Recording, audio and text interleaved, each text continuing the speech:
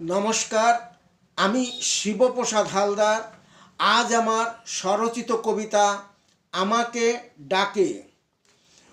শহীদের পবিত্র রক্তের উজ্জ্বল লাল রং যখন হয় কালো, নিন্দুকেরা যখন করে শহীদের অপমান, জাতীয় পতাকার যখন হয় জ্বলন্ত অসম্মান, কার্গিলের উচ্চ শিখরে দাঁড়িয়ে শত্রুপক্ষ যখন দেখায় নির্লজ্জ স্পর্ধা, সম্মুখ সমরে নয় বর্ণচরা ভীরু কা পুরুষেরা চোরা গোপ্তা জঙ্গি হানায় করতে চায় ব্যতিব্যস্ত, অবৈধ অনুপ্রবেশে গড়ে তোলে জঙ্গি ঘাঁটি, দেশের বিভিন্ন প্রান্তে প্রান্তে ঘটাতে থাকে অবাঞ্ছিত নারকীয় তাণ্ডব।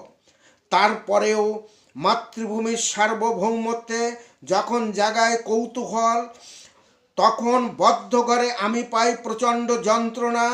মুক্তির ডাকে আমাকে দেয় হাতছানি, ছুটে যেতে মন চায়, ইচ্ছা করে সব ফেলে সব ছেড়ে শুধু দেশের জন্য যুদ্ধ করি।